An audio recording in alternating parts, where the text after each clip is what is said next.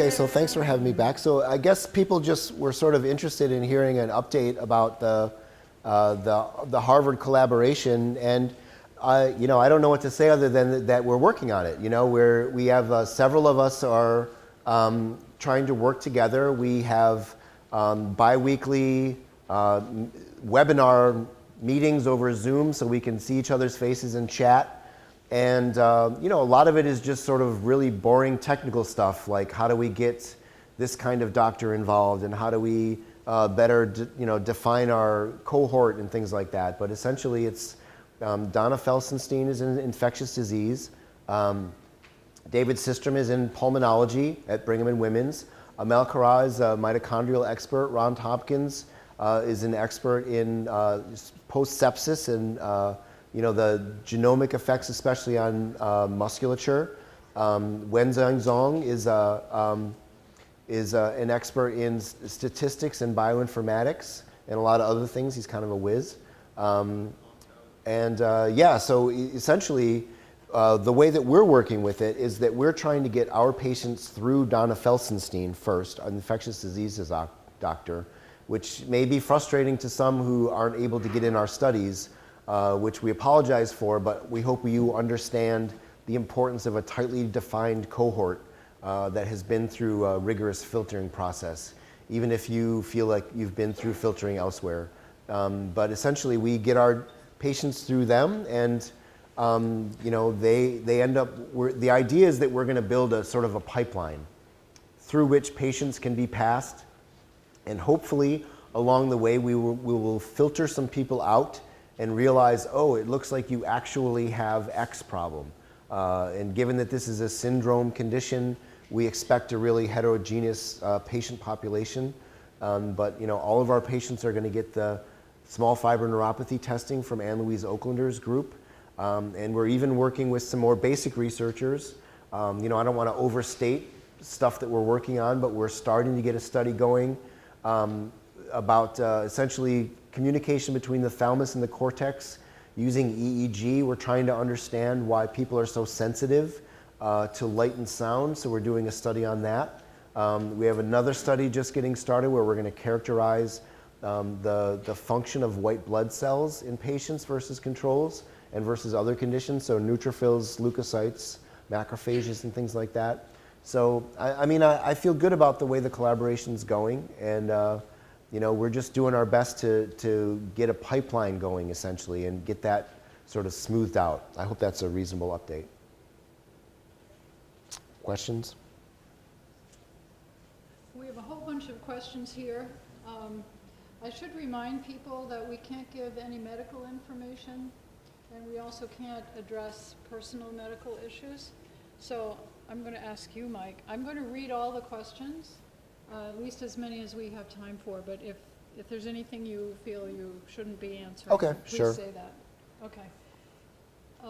Can you talk about some of the genetic risk areas that may predispose someone to develop ME/CFS?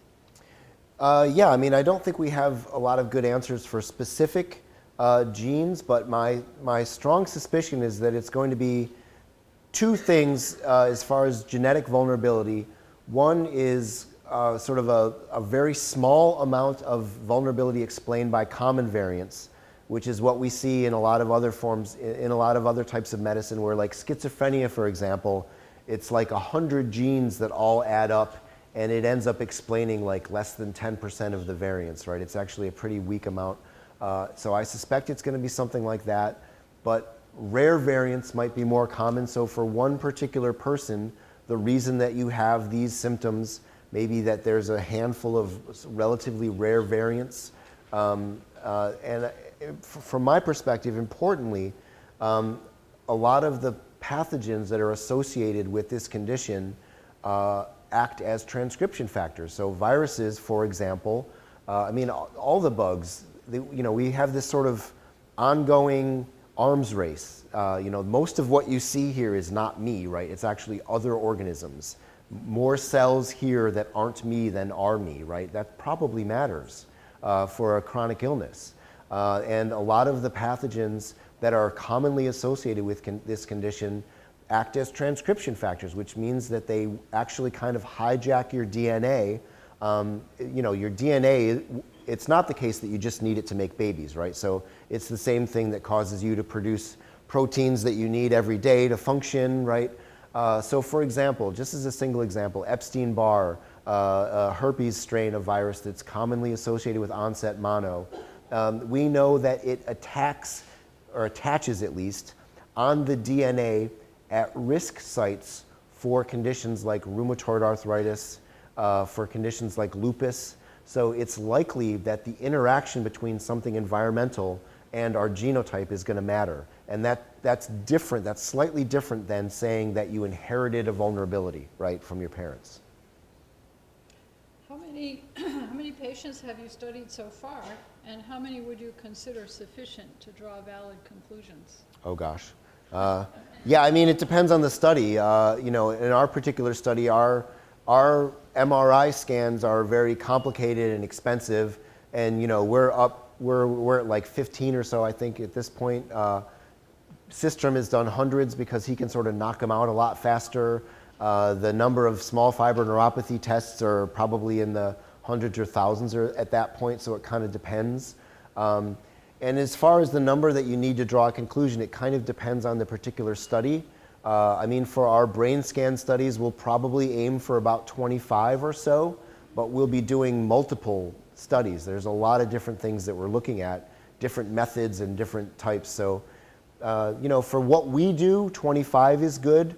For what, say, small fiber neuropathy study, probably a higher number. It kind of depends on the study. Do research participants get to see their own scan results? Yes. Importantly, though, most of the stuff that we do, the vast majority of what we do, your neurologist will have no idea what to do with it. And that's not because they're so ignorant. It's because what we do is functional imaging. Sort of by definition, you combine across participants, and then you look statistically at the difference between patients and controls. So for example, the inflammation scans that I showed you, that's not FDA approved. No one can look at that and say, there it is, there's the ME. We look statistically across patients and controls. So what your neurologist or your radiologist might find useful is the structural scans that just look at the size and shape. So that's like a T1 and a T2 scan. These are just different types of scans that you would get at your neurologist. So you can look at those, but understand that the vast majority of what we do is not useful for your clinician. What is the relationship between mast cell activation syndrome and the vagus nerve? Yeah, so mast cells activate again to antigens. So there's a close overlap, right? So it's all part of inflammatory signaling. But for example, that area of the brain where I showed you that immune cells like to cross, the area postrema, which is one of the circumventricular organs right around the ventricles, that area is very dense with mast cells right in the tissue. So we think that that's part of the reason that when people are very sensitive to some particular antigen, they've become sensitized possibly to mold, possibly to some toxin, whatever it is, that's part of the reason that the symptoms can hit so quick is because it's actually right there in the circuits that we're interested in. Have you encountered breathing difficulties in ME/CFS patients? So the question was, have you encountered breathing difficulties? I don't think I've encountered any patients where that's sort of the core issue. I guess you could argue that what I described there was breathing issues. I don't know. Part of what our job is, I think, is to look at each individual person, and you all know if you talk to patients that it's relatively idiosyncratic, right? Nobody is exactly precisely the same. And if somebody came up to me and said breathing issues, I would want to know, okay, why is that? Do you have asthma? Are you sensitive to something in your environment and that sort of thing? I don't know if that's quite answering. Have you found any notable differences between patients with sudden onset from illness and patients with a gradual onset? The question is between sudden onset and gradual onset. The main thing, I think, is the gradual onset. What we've seen is what we call multiple hits. Amy Proal, the microbiologist, calls it sequential infections. We would add brain injuries and things like that to that. So it seems to be the case that in some people, it's sort of like they keep getting hit with something. And I would argue that perhaps a lot of these pathogens have as a strategy immunosuppression. So they like to sort of take advantage of your immune system, and for their own benefit, they'll knock it down in some way. But of course, that means other stuff can swoop in. And so that's the main thing that I think is different between the acute sort of quick onset and the sort of gradual. Is the gradual seems to be multiple hits in my experience, although there's exceptions to that too. Is there any connection between pesticides and ME, CFS, fibromyalgia, and mast cell activation? Yeah, pesticides. I mean, I don't know the answer. I don't think it's smart to, maybe this is the hippie in me coming out, but it's not the case that these pesticides just target the thing you want to kill and then that's it. They're there and they're in our environment. There's, a really common form of pesticide that its whole job is to act on the acetylcholine system in insects. That is the vagus nerve neurotransmitter. I mean, I wouldn't argue that this is a pesticide problem, but I do think that the pollutions and toxins in our environment add up, and it probably is the case that they have some sort of an immune effect. I mean, we can evolve for 2 billion years and then add a bunch of stuff to our environment, and I would be shocked if that actually didn't affect us at all. Is there any connection between surgery, anesthesia, and vagus nerve inflammation? Could a parathyroidectomy, for example, result in vagus nerve injury and or inflammation? Yeah, so I know of a couple patients that, I'm not saying this through a lens of skepticism, but they claim that their onset was after a surgery. And one example was something that I heard along those lines where essentially a cyst removed from an area in cervical vagus. So this is part of why I argued that it is not the case that these glia are only activated by pathogens. They're also activated by other stuff, including compression, injury. They sort of are broad. They can be activated by a bunch of different things. So yes, I think that is possible, that can be a trigger or a cause of an onset. We've heard about studies involving mitochondrial dysfunction. How does that area of exploration relate to the work you presented today? Yeah, I mean, I think the mitochondrial stuff is really interesting. And again, these are ancient systems where bacteria, viruses, fungi, some of these things have sort of strategized, if we want to anthropomorphize, strategized that a good way for them to survive better is if they hurt mitochondria. If they knock down immune cells that are pretty demanding energetically, so natural killer cells, macrophages, these are cells that need a lot of energy. And if these pathogens, for their own sort of extremely narrow self-interest, say, look, around me I'm just going to knock down mitochondrial function. That'll help me survive, right? If someone has an infection or a dysbiosis in which that type of a pathogen has really proliferated, then that could be a problem, broadly speaking. So yes, I mean, I think that's a really important mechanism, and from our perspective, there are probably multiple pathways to get to this endpoint of a syndrome diagnosis, and I would suspect that that's one of the pathways. This is more of a comment than a question, but maybe you can respond to it.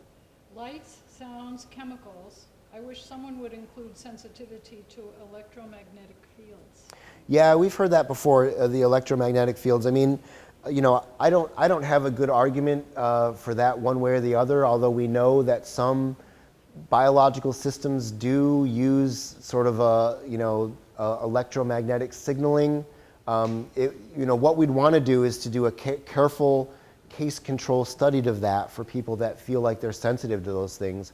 But of course, that's really difficult. How do you do that in a hospital? So yeah, I mean, we are looking at sensory sensitivity per se, but it's a lot more difficult to look at something that's so omnipresent.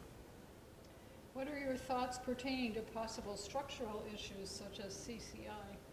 Yeah, so the CCI, everyone sort of knows about that from Jen Brea, and she and I have talked, and she's okay with me talking about her case.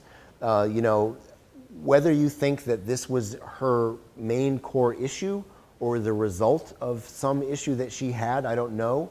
But again, a lot of organisms, you know, collagen is another sort of an ancient protein, right? It's in a lot of stuff, so it makes sense for some organisms to sort of take advantage of that. So a lot of them really like collagen. They also, some of them produce things that degrade collagen. At the very least, I would argue that, you know, Jen had a compression right at that area of brainstem that we think is important for vagus nerve signaling. And this is part of why I was arguing that there are multiple ways to turn this system on. You can do it with infection or inflammation, but you can also do it with compression.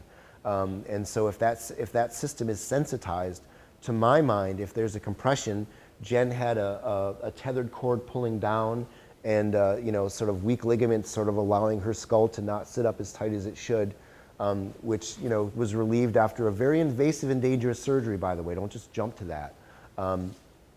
But her symptoms were relieved in that particular case.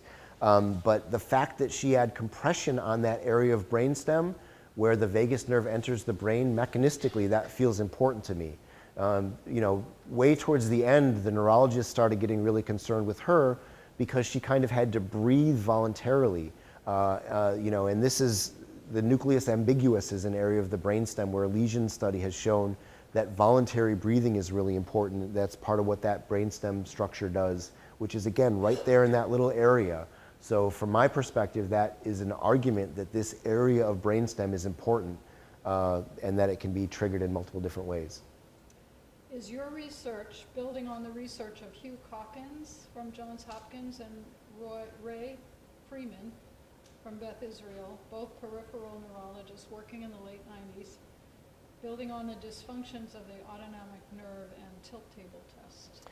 Yeah, I mean, I think that our technology has greatly improved since, you know, since whatever, 20, 30 years ago, and that we can do more. But yes, I mean, of course, we see signal from previous studies that we try to follow up on. You know, the tilt table test is literally a test of motor vagus nerve function. And so, yes, I mean, I think it builds. Are you aware of any links between ME/CFS and patients with CYP450, poor metabolizer issues? Also connections between eosinophilia and ME/CFS? I mean, immune cell dysfunction is definitely a problem, but the other one I don't know. I don't know that. Is anyone looking into the gut biome and ME/CFS, trying to address vagus nerve excitability by changing the gut biome? Yeah, so the gut microbiome is an area of research. A bunch of different groups are looking at that. There's sort of an inherent problem these studies are going to confront, which is that studies tend to be group statistics. You look at patients versus controls statistically and you show a difference. And that's, of course, not how it works, right? So a gut microbiome is relatively personalized based on experience, even travel, previous infections, and that sort of thing. And importantly, if person A is immunosuppressed and person B is not, they could have, you know, precisely the same microbiome makeup and have a different response to it. But yes, we think gut microbiome matters. But you know, don't forget, the more we learn, the more it turns out that you know, the body is not sterile, really. So the organisms that are part of us are surely part of a chronic illness. The microglia seem like a difficult route of inquiry since so many other conditions, as you mentioned, depression, Parkinson's, share the same symptoms. Can you discuss that a little more? Sure. So yes, it is, I agree. And part of the issue is with our tools.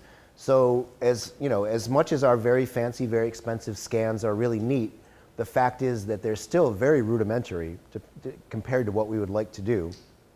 So we look at the presence or absence of this protein, the translocator protein, and that kind of tells us if these microglia are on or off.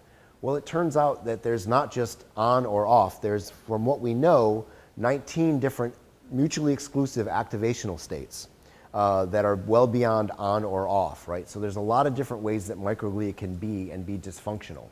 Our hope is that we can get a little signal start and then perhaps investigate cerebral spinal fluid, to try and better understand the nuances of it. But yes, I agree that and this is part of what I want to do, is because I get patients all the time that write to me and say, what do I do about my neuroinflammation? And I just want to have people slow down a little bit and say, look, it is not the case that this is an ME/CFS specific finding. It's in almost everything. Now, I would argue that the Nakatomi group found a greater signal between patients and controls and in a specific region, and those two things matter. But it's not the case that we can just look at these scans and say, there it is. So we need to find other things that may be informative. And also at the basic research level, by the way, I mean, this is something that maybe I can take a brief segue to talk to a bunch of patient advocates.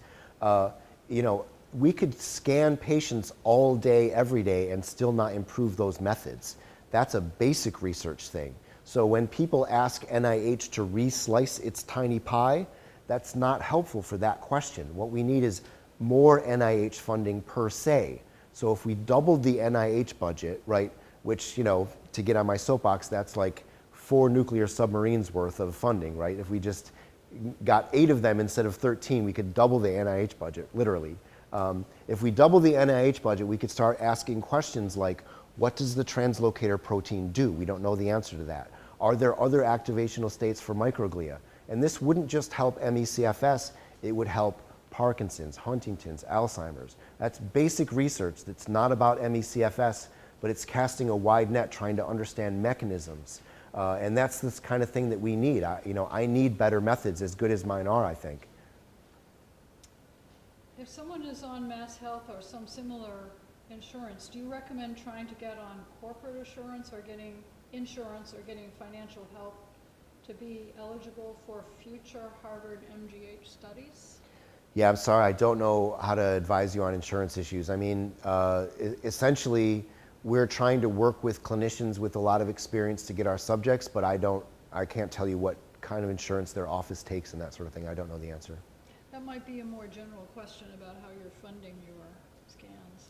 Yeah, so my funding right now is actually from donors. So that's my salary, and our scans are completely funded by donors from my own fundraising. I haven't gotten any funding for my scans yet from NIH or from the OMF collaboration, although I'm sure that's coming. But so I've done all the fundraising for what we're doing so far. Does everyone with CFS have dysautonomia? Yeah, I mean, does everyone with CFS have dysautonomia? I mean, you can look at the criteria and see if, dysautonomia is one of the things that people endorse, but I don't think it's required, but it's really, really common. And I think that those two things overlap. Okay, the last 3 I think are more about personal medical conditions. I'll read them and you can see if there's anything you want to say about them. If you have inflammation issues, can you take low-dose compounding for naltrexone to help with inflammation? Yeah, so I just want to sort of frame the question of inflammation a little bit. Inflammation is a result and it's not a cause in most circumstances. I mean, there is evidence that the body can over-respond in dysfunctional ways, but again, the more that we know that the body is not sterile, the inflammation is usually coming from something. It's caused by something. And so getting at the root cause is probably in my opinion, this is just an opinion, but that is the way that we have to go, broadly speaking, in this condition and in medicine, where we have to figure out what's the root cause, instead of just saying, oh, inflammation's happening, we better knock that down. It's like if you have a fever, jumping to knocking down the fever may not be a good idea. The fever is for a reason. Your body is raising its temperature because organisms have evolved to replicate at 98.6 degrees, right? And so just saying, well, fever, knock it down. Well, you're knocking down one of your defenses. So inflammation is a defense. I absolutely believe that it can get out of hand and that it can become disproportional and that it can become a problem, but it's not the root cause in most cases, I think. But as far as low-dose naltrexone goes, I mean, some people have had good luck. It is an off-label thing, but it's being used for neuropathic pain. Some people have had sort of a little bit of a symptom spike after low-dose naltrexone.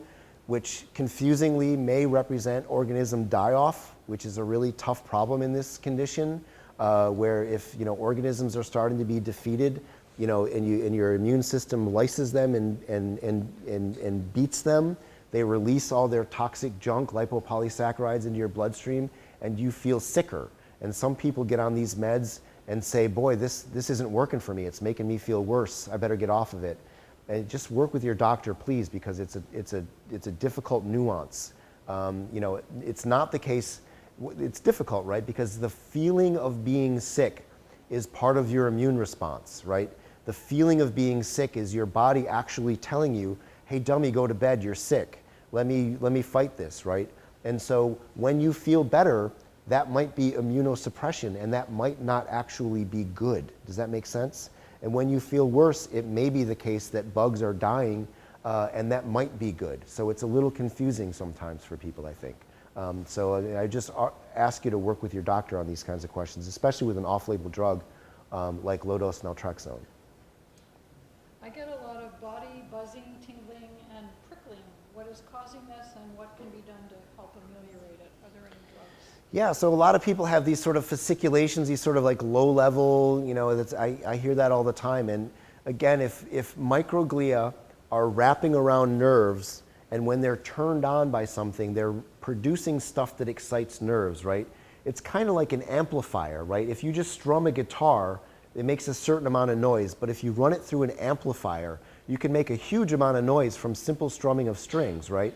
Microglia are like an amplifier, and depending on how turned on they are, how primed they are, that signal can be much worse. So the sort of everyday little nerve firings that happen all the time can get amplified by activated glia. I don't know if that's what's happening in that particular person, but that's a reasonable question. And for those sorts of things, you may look at some drugs that maybe enhance GABA signaling or glutamate signaling, but again, I don't want to give medical advice up here. But also I would argue that that's not root cause, right? There's something causing these microglia to activate, and that's the root cause, which is probably, there's probably similarities across people, but I personally don't think it's the case that it's the same thing for everybody with this diagnosis. I'm open-minded, maybe I'm wrong, but that's my suspicion. The last one is a $64,000 question that I showed you before. What is the best way to find a knowledgeable doctor to get a diagnosis and treatment? Yeah. And if you have the answer, we'll take it and run with it. I'll frame it like this. If you gave me $64,000, I could give it to MGH and put it towards hiring more doctors to work on this. I get this question constantly, and it's embarrassing that I can't just say, oh yes, call Dr. Jones, she's great. We work with amazing doctors that are completely overwhelmed. They're booked out, months, sometimes even years in advance. Getting a diagnosis, I actually don't think that is a good goal. When I talk to patients, I tell them when you meet with a new doctor, honestly and accurately describe your symptoms and experience, but maybe don't tell them you have ME/CFS, because a lot of doctors will stop investigating as soon as they hear that. They'll say, oh, they have this condition that we don't know anything about. And I actually think that for a significant chunk of people, it's a possibility that you could find some root cause if they kept digging. So I'm not sure if getting that diagnosis is really a goal. I understand that gives some, that helps people with insurance and that sort of thing, perhaps. I don't know. But yes, it's a systemic problem. And we need more PCPs who know about this condition so that our specialists aren't overwhelmed with requests for drugs and things like that. So yeah, it's just a broad problem. I wish I had a better answer for that. That was a good answer. Thank you. Thank you all for coming.